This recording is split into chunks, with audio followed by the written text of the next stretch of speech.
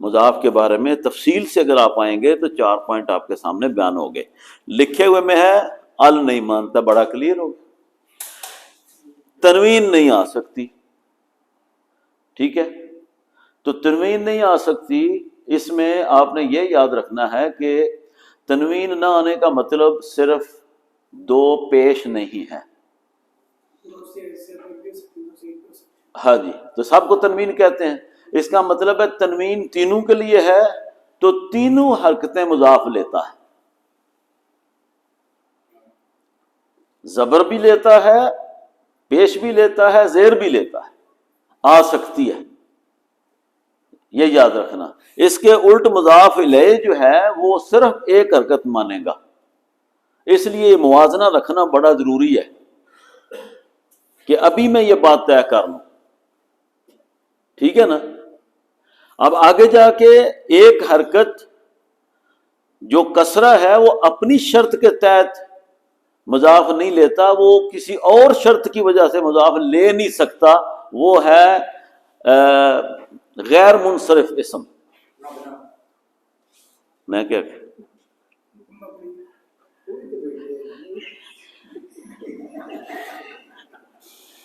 ٹھیک ہے،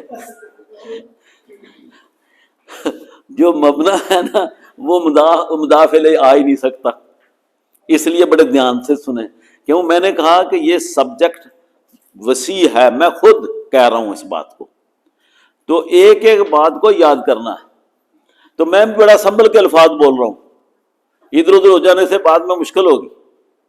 تو میں نے کیا کہا تھا، غیر منصرف ہو تو مضاف کی دوسری حالت بنتی ہے، مضاف کی شرط مضاف الیہ کی دوسری حالت ضرور بنتی ہے کہ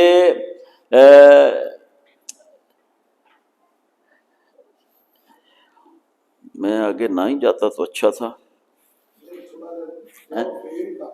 اچھا نہیں تو پھر لٹک جانا ہے کام. اس میں پتہ کیا ہو جاتا ہے، پھر بہت دیر لگ جاتی ہے.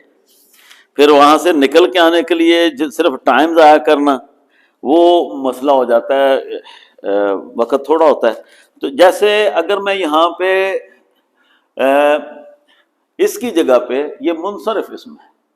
منصرف وہ ہوتا ہے جو تینوں اعراب لے سکے، ٹھیک ہے جی، دو تنوین پیش زبر زیر والی لے سکے. غیر منصرف کون سا ہوتا ہے؟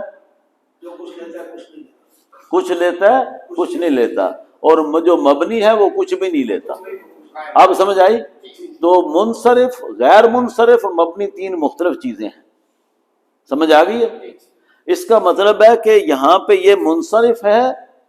اگر مضاف الیہ غیر منصرف ہو تو وہ کسرہ نہیں لیتا،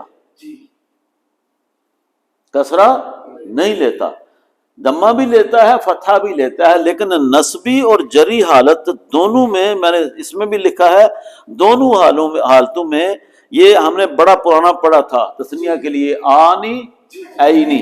یہ عینی کیا تھا تثنیہ کا؟ یہ نصبی اور جری حالت ہے. مسلمانی مسلمینی، کافرانی کافرینی، ٹھیک ہے، قانتانی قانتینی، عابدانی عابدینی، مؤمنانی مؤمنین. آیت کریمہ پڑھ لینا، ان المسلمین والمسلمات والمؤمنین والمؤمنات، سارا نکل آئے گا اس میں سے، ٹھیک ہے. تو 7-8 تو بنے گے ہی نا. تو یہ تثنیہ کے لیے کیا آوازیں ہیں؟ آنی رفع کی حالت کی آواز ہے. رفع حالت اسے کہتے ہیں جس میں کسی بھی اسم کے اوپر پیش ہو، ایک یا دو پیشیں، تنوین یعنی الٹی پیش اور سیدھی پیش ہو تو اس کو رفع حالت کہتے ہیں. نصبی اسے کہتے ہیں جس کے اوپر دو زبریں ہوں، اور جری اسے کہتے ہیں جس کے اوپر دو زبریں یا دو زیریں یا سنگل زیر ہو. اس طرح نصب کے لیے بھی ہے، ایک یا دو زبریں ہوں. تو یہ اس لیے بار بار ہم یہ ٹرم یوز کریں گے، آپ کے لیے نئی ہے. تو اچھا، دو پیش ہو تو اس کو ہم کہتے ہیں، دو پیش یا سنگل پیش ہو تو وہ اسم کی رفع حالت ہوتی ہے، مرفوع، ٹھیک ہے. عربی میں اس کو مرفوع کہتے ہیں. اگر دو زبر یا سنگل زبر کے ساتھ اسم ہو تو اسے کیا کہتے ہیں؟ نصب، منصوب، نصبی حالت. یہ تینوں لفظ سیم. ٹھیک ہے، وہ نسبی حالت. اگر دو زیر یا سنگل زیر کسی اسم کے نیچے ہو تو اس کو مجرور یا جری حالت کہتے ہیں، اور کسرہ کو جو زیر ہے اس کو کسرہ یا جر کہتے ہیں.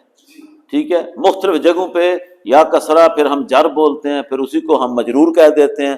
یہ آگے جا کے تفصیل آپ کو بھی سمجھ آ جائے گی.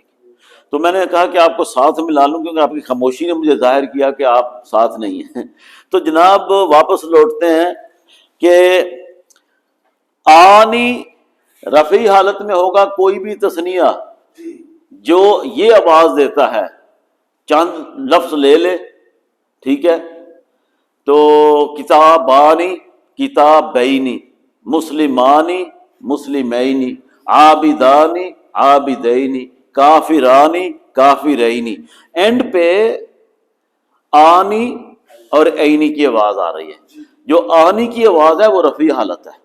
رفع کی شکل صرف پیش ہی نہیں ہوتی، جو سنگل اسم ہوتا ہے اس کے لیے پیش ہے. جو تثنیہ ہوگا یا دو ہوں گے اسم تو اس کے لیے اس کی شکل کیا ہے رفع کی؟ آنی. اللہ بسایا، اللہ بھلا کرے آپ کا. اللہ نے بسایا تو ضرور ہے لیکن کھل کے بسا دیتا ہے. میرا خیال چیزوں کو سنبھال کے رکھتے ہیں. اور دیکھیں بولنے سے پہلے کانسیپٹ کلیئر ہے تو بولے، نہیں تو نہ بولے. میں کون سا کہہ رہا ہوں آپ نہیں بولے. میں سوال کرتا ہوں صرف اس لیے کہ ایک تو بندہ جاگ جاتا ہے، دوسرا اسے اگر آتا ہے تو مجھے بھی پتہ چل جاتا ہے، تیسرے فیز میں میں خود ہی بولتا ہوں. کوئی بولے یا نہ بولے میں ضرور بولوں گا. ٹھیک ہے، تو آنی جو ہے یہ بھی رفع حالت کی نشانی ہے. کب؟ جب اس تثنیہ میں ہو، اسم واحد نہیں تثنیہ میں ہو. لیکن جب اسم جمع ہو اور جمع مذکر سالم ہو، یہ باتیں آپ نے بڑی پرانی پڑھی ہیں، تو پھر وہی آنی کس میں بدلتا ہے؟ جمع میں. ہاں جی،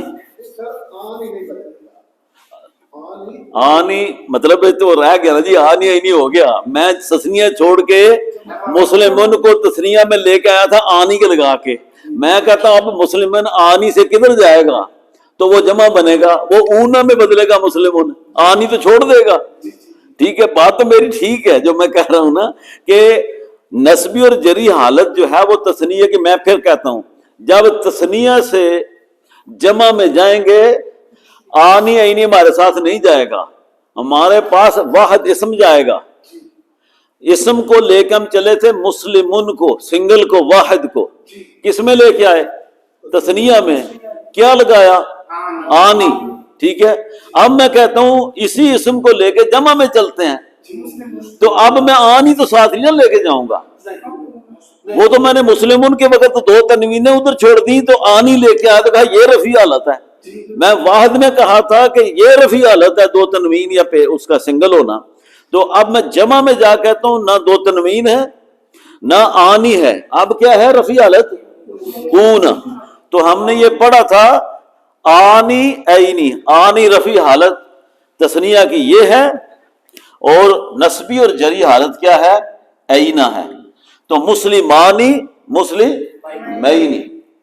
ٹھیک ہے، یہ عینہ میں نے بنایا ہوا ہے، اصل میں یہ الف ساتھ. ٹھیک ہے، ایسے ہی رہنے دو، صحیح ہے. ٹھیک ہے، کوئی نہیں، لمبی کہانی نہیں چھیڑتے کہ اور کھولنا پیچ ہے. اچھا ابھی پھر کہتا ہوں، اللہ بسایا. ایک اسم ہے واحد مسلمن، اگر یہ دو پیش کے ساتھ ہے تو اس کو کیا کہیں گے؟ رفعی حالت ہے. اب دو اسم ہو گئے ہیں، دو مسلمان ہو گئے ہیں، اب ان کو ہم مسلمون نہیں کہہ سکتے. عربی زبان میں کیا کہتے ہیں؟ تثنیہ کہتے ہیں. تثنیہ کہتے ہیں. واحد سے ہم نے دو کو کیا کہا؟ تثنیہ. پہلے تو ترتیب سے ہے نا کہ واحد میں ایک تھا، تثنیہ میں دو ہوئے، اب ہم مسلمون ان کو نہیں کہہ سکتے، کیا کہیں گے؟